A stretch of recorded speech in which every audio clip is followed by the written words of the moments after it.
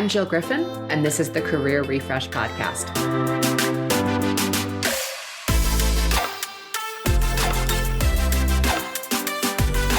I'm a former media and marketing executive turned career strategist and strengths coach. I spent my career working my way up and through the ranks of global organizations and startups. And today, I show others how to do the same. Join me each week as we discuss the strategies to leverage your strengths, increase your confidence and visibility, and reset your career with actionable steps towards a finer future. Ready? Let's do it.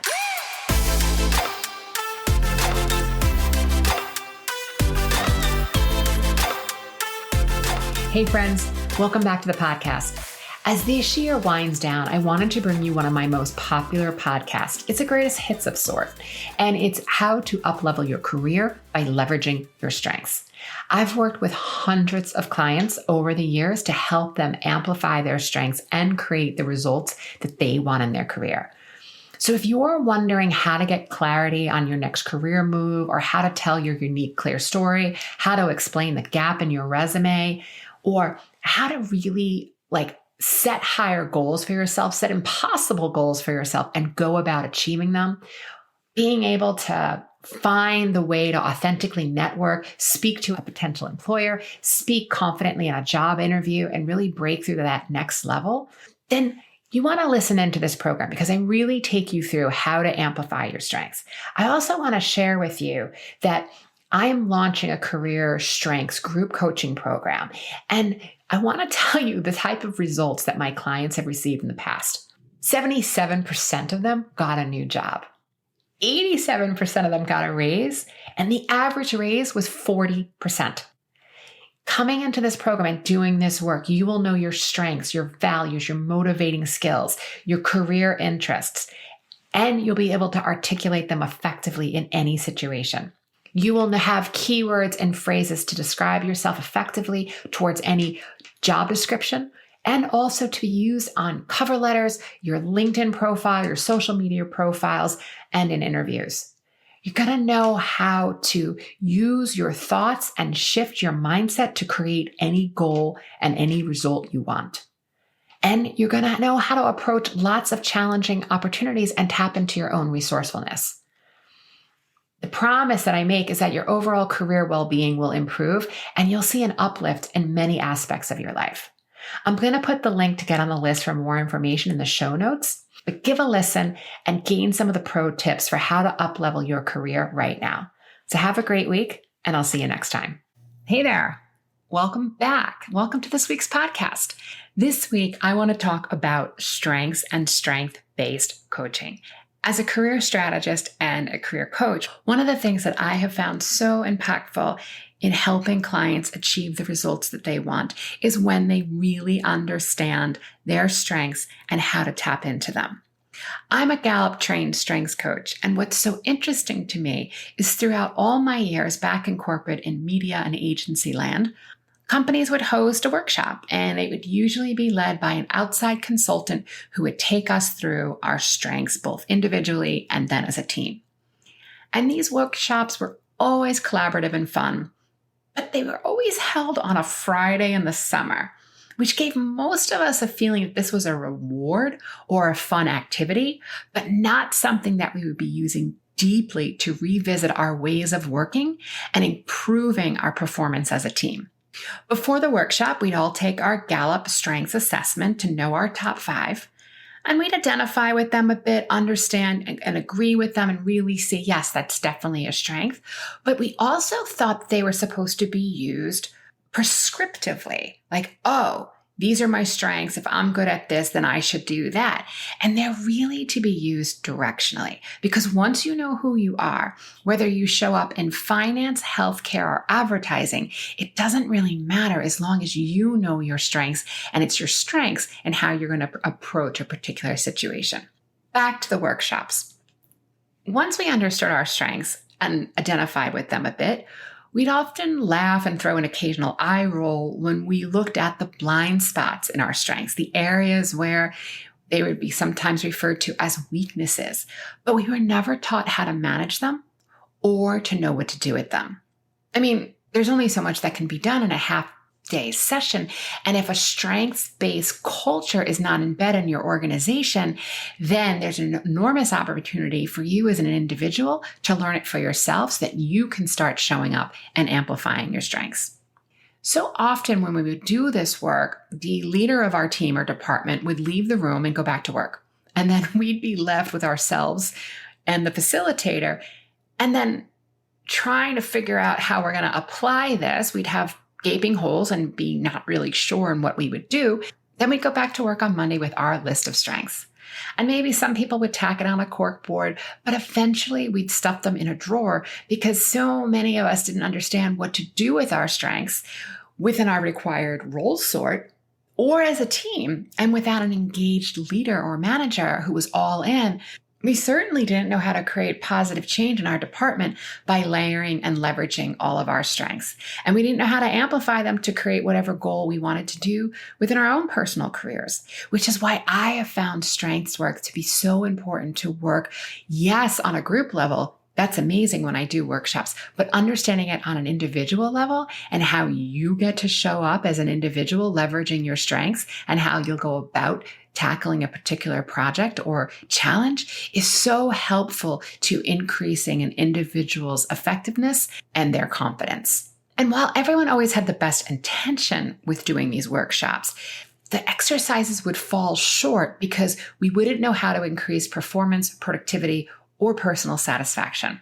Through my own personal development and strengths exploration, I discovered the power of knowing our strengths and how we can amplify them in our current role, use them on our resume, correspondence, our LinkedIn and social media profiles.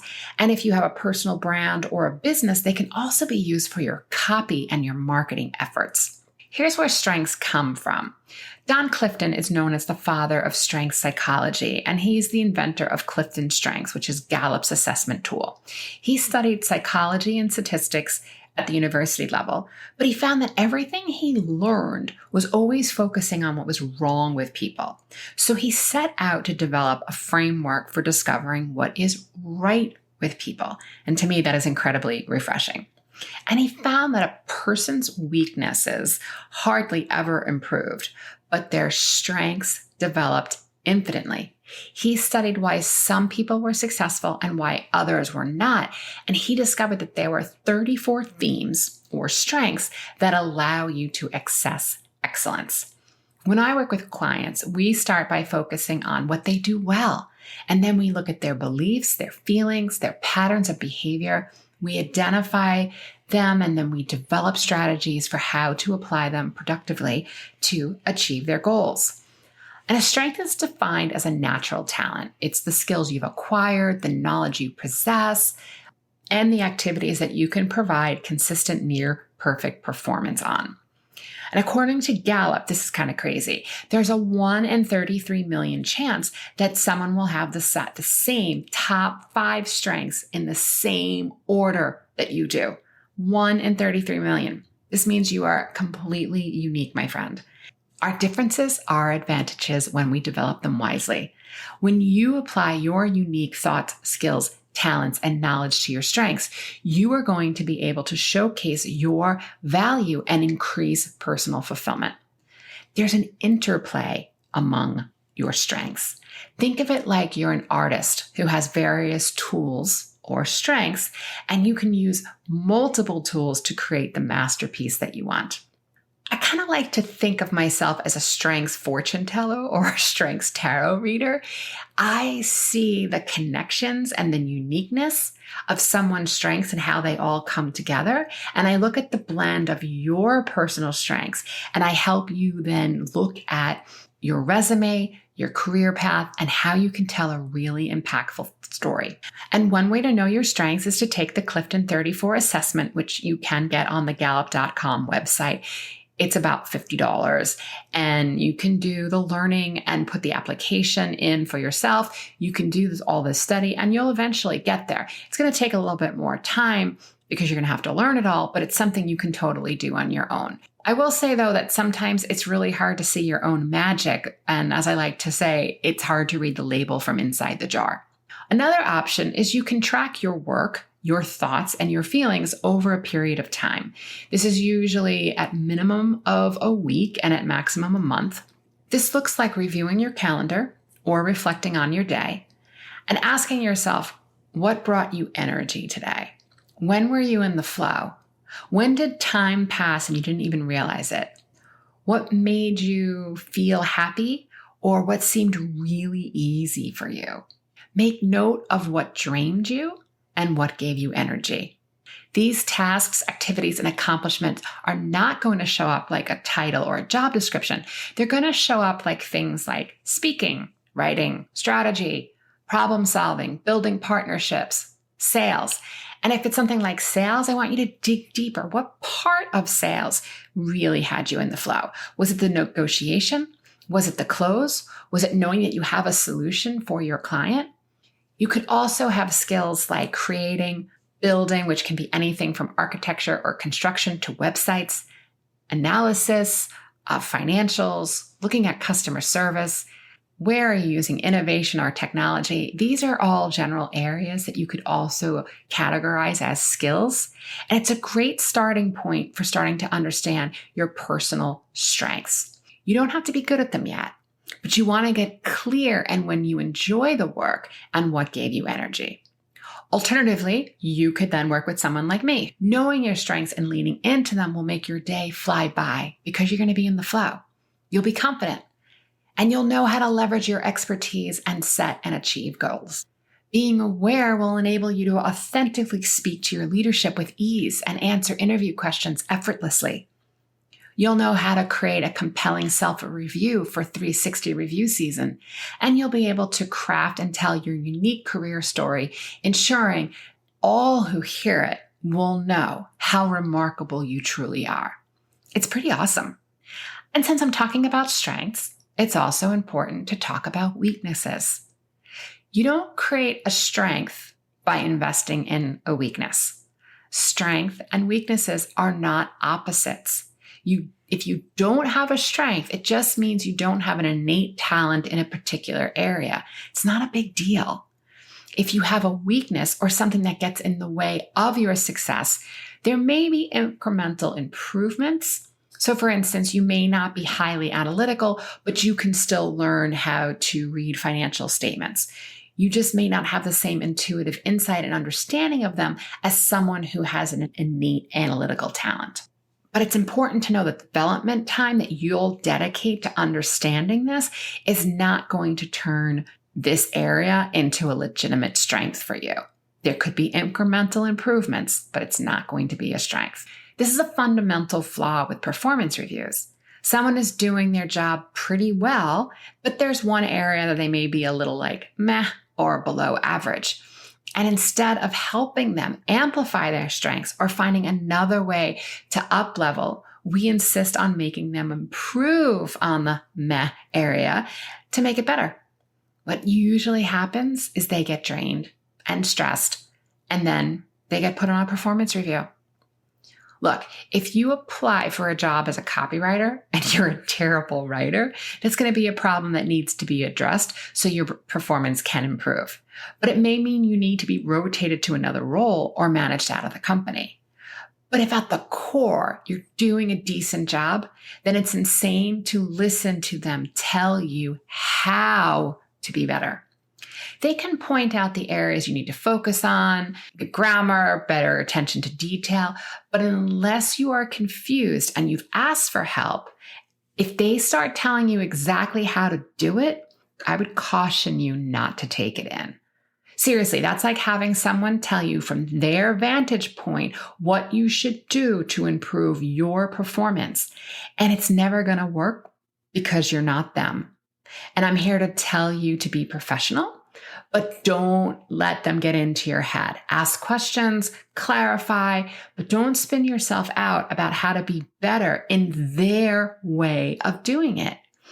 Even if it's with the best intentions, what they're really saying is that if you did the job more like me, things would be better. But it's not, because you're not them and you can't do it their way. That's their way, not your way. And if you're a manager and you've been asked to provide feedback for someone, It's so much more helpful to share with the person your reaction. Something like, I was confused by what you were saying here, or tell the person how you experience the performance, but do not tell them how to do it differently if they don't ask. That's for the employee to think about and bring a solution to you, versus you as a manager figuring out what they need to do differently, which is only based on how you would do something. There are areas where we absolutely need to improve in this, and we can provide feedback. Like, you need to make sure you include this data in the report. That's tactical and clear. But I'm talking about when we say to someone they should do it my way, unless it's a simple step-by-step process that's been proven, tried and true, and that's been part of the job and the role sort, then it's really just your opinion. If you're good at most parts of your job, can you imagine if you were encouraged to amplify your strengths versus improve your weaknesses? But we don't train managers to do this work. Typically, they are subject matter experts that they then get promoted up to lead. And from there, they're giving a few management and developmental classes, if they're lucky, and we expect them to know how to lead, motivate, and manage. But maybe they're better off based on their strengths to be an individual contributor. Not everyone knows how to manage to get the best out of a team. I'm hopeful that many of my clients come to me for this challenge. They want to be better leaders of their teams. And we look at their strengths and we figure out how they can leverage their strengths to tackle the task. It may mean stacking the department differently and empowering other team members to take on shared leadership roles. It's not a one-size-fits-all solution. Let's say you're the leader of a marketing department. One way to look at it is like a game of chess, not checkers. In checkers, we expect everyone to do the same thing at their level in their role. And looking at the department more like a chess game is deploying and understanding when to bring in the power of someone's individual strengths and stacking all the players on the board in order to achieve the goal. Few managers have the time or the ability to identify what you're really good at and then setting both you and the department up for success. So this is where you knowing your strengths come in. If you're able to articulate what you're really good at, you're able to then help your manager understand how to best leverage your strengths. You've now created a winning situation. We can also make sure that more managers are trained in identifying and talent mapping strengths so that they're interested in knowing what you're really good at and removing barriers for you. Using your strength decreases stress. It increases quality, productivity, and engagement in your work. People who use their strengths at work are 3 times more likely to have a good quality of life. They feel good about their contribution, they have a higher confidence, and according to Gallup, they're 6 times more engaged at work. Not using your strengths creates low self-confidence, confusion, things seem hard, you're not in your flow, your imagination decreases, frustration and conflicts arise. And when we keep trying and striving for something that doesn't really work for us or could be identified as a weakness, we're probably going to feel a bit burnt out. There could be a loss of confidence and purposefulness, and you're probably tired, maybe even exhausted. If you believe your past is bigger and brighter than your future, you'll start to lose meaning and purpose. We create meaning through stories. Your personality is largely based on the meaning you give former experiences. Your strengths, your thoughts about your strengths, your values, your skills, your beliefs. We use this to create your career narrative and your future career narrative. Here's another tip. Look at your resume. Find 2 or 3 experiences that could be woven and retold to connect your strengths to your experiences. You start to draw out stories that really amplify your strengths, and it'll help you tell your career narrative. And when you know your strengths, skills, and values, you will have clarity, direction, and increased confidence in your career. When you intentionally shape your beliefs and the career narrative you want, you get to build your identity and design the future you want. Whether you're looking for a new job or you want to create your own business, knowing how to leverage and amplify your strengths will help you find the right employer, the right clients and customers, and that you really understand what makes you unique and how you're wired so that you can create the big and bright future that you want. So who are you getting your help from? If you're looking for support, check out my website, jillgriffincoaching.com. I'd be honored to help you get to know your strengths so that you can amplify your career. All right, my friends, have a great week. I'll see you next time. Thanks for listening to the Career Refresh podcast. If you're enjoying this podcast and you want more career and mindset tips, get on my email list by going to jillgriffincoaching.com. I'll also put that link in the show notes. But before you go, please rate and review this podcast as it helps me get the word out to people everywhere so they can also thrive in the workplace. I'll see you next time.